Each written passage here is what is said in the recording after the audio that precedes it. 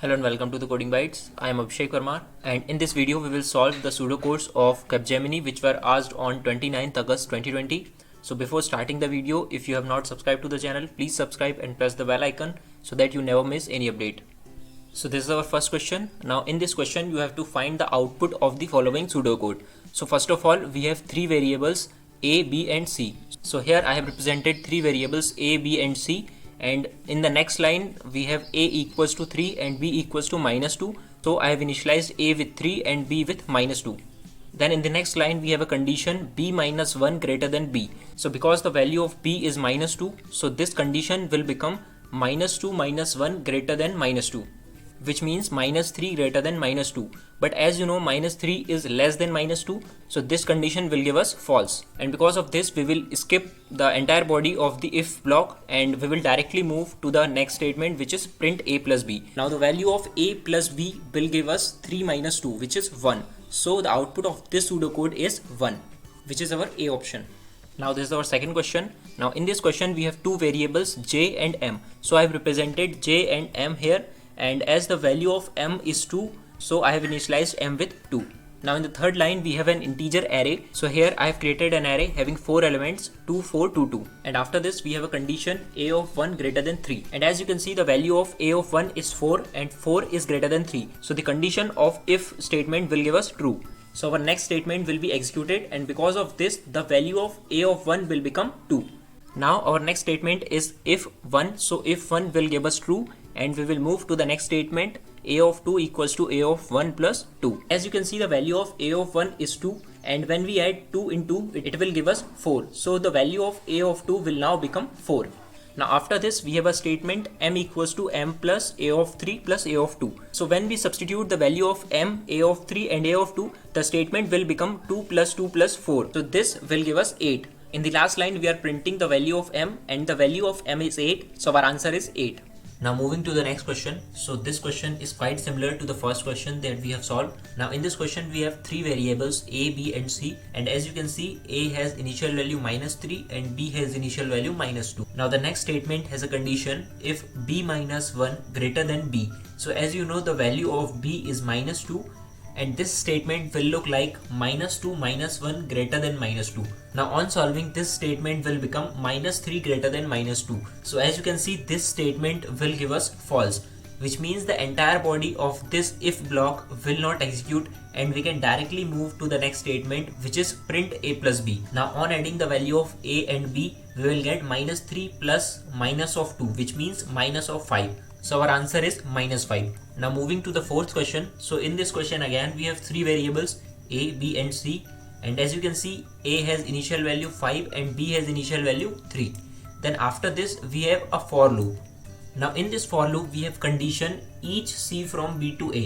That means if you convert this into a particular programming syntax, you will get a statement like this: C equals to B, C less than equals to A, and C plus plus. So after looking at this statement, we can say the initial value of C is 3. Now moving forward in this for loop, we have first if condition, which is if A, which means if 5.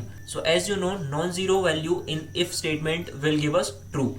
So because of this, the next statement A equals to A minus 1 will be executed, and because of this A will be decremented by 1, and now A will become 4. Then similarly we have next if condition, which is if B. So as you can see, B is 3. So this if is also true. So we will move to the next statement, which is B equals to B minus 1. And because of this, B will be decremented by 1, and now B will become 2. Now after this, we will move to the increment condition C plus plus, and because of this, C will be incremented by 1, and now C will become 4. Now here we will check the condition C less than equals to A. So as you can see, the value of C is 4 and value of A is also 4. So both of them are equal. That's why the condition is still true. So we will again check the condition if A. So as you can see, A is 4 here. So this if condition will again give us true. And because of this, A equals to A minus will be executed again. And now A will become 3. Similarly again, if B will be executed, and as you can see, B is 2. So if 2 will give us true, and again we will execute B equals to B minus 1. So now B will become 1. Now after this again we will increment the value of C by 1. So C will now become 5. Now once again when we check the condition c less than equals to a, so as you can see a is 3 and c is 5, so the condition will give us false. So now we will move to the last statement, which is print a plus b. So as you can see the value of a is 3 and b is 1. Now on adding a plus b we will get 4. So the output of this pseudocode is 4. Now in the fifth question we have three variables a, b and c, and as you can see in the next line we have b equals to 10, a equals to 20 and c equals to 20. So I have initialized all the variables with their default values. Then in the next line we have a equals to a minus c. So this statement will become a equals to 20 minus 20, which will give us 0. So the value of a will now become 0. After this the next statement is c equals to c plus a, and this statement will become 20 plus 0, which will give us 20. So the value of c will remain same. And at the end we have to print the value of b plus c. So on adding b and c we will get 30. So the output of this pseudocode is 30. Now this question is based on recursion. So in this question you have given the value of a 34, and initially when this function will be called, so you have to find the output for this particular function call. So we can say when the value of a is 34, so our function call will be FIFO 34. So for this function call, first of all we will go to the if condition, which is if a equals 1. So as you can see a is 34, it is not equals to 1. So we will move to the else condition, and in the else condition there is a statement return, and a similar function will be called with a new value. So the function call will become FIFO 34 by 5 plus 34 by 35. Now on solving this particular expression, our function call will become FIFO of 6 plus 0, which means FIFO of 6. And for this function call, the value of a is 6. Now once again the function will be called with the value 6, and this time we will again check the condition if a equals to 1. So again as you can see a is 6, it is not equals to 1. So once again we will go to the else block, and the statement return FIFO a by 5 plus a by 35, this statement will be executed again. FIFO of 6 by 5 plus 6 by 35. Now on solving this expression we will get FIFO of 1 plus 0, and this will now become FIFO of 1. So for this function call the value of a is 1. Now once again when this function is called, so we will again check the if condition if a equals to 1. So now this time the value of a is equals to 1, which means this return statement will be executed. And in this statement as you can see return a plus 9. So this statement will become return 1 plus 9, which means return 10. So the value 10 will be returned from function FIFO of 1 to the function FIFO of 6, and then this value will be again returned to the function, so we will get 10. Therefore our answer is 10. Now this is our next question. So in this question we have again 4 variables a, b, c and s. So here I have represented a, b, c and s, and in the next line as you can see the value of a is 16 and the value of b is 23 and the value of c is 7. So I have represented a, b and c with their initial values. Then in the next line we have s equals to a plus b and a minus b or a into c. So this statement will become s equals to 39 and minus 7 or 112.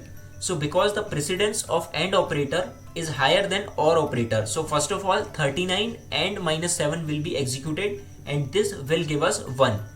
And after this the OR operation will be performed between 1 and 112. So this will again give us 1. So now the value of s will become 1.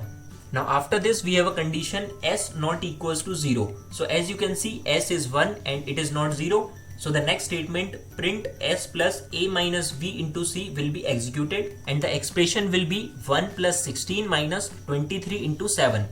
Now on solving this expression we will get 17 minus 161 and finally we will get minus 144. So our answer is minus 144. Now moving to the next question. So the next question is what will be the output of the following pseudocode for a equals to 132 and b equals to 41.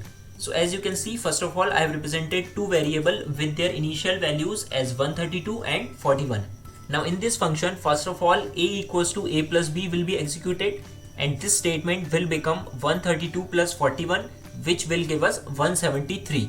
So now the value of a will become 173. Then in the next statement b equals to a minus b.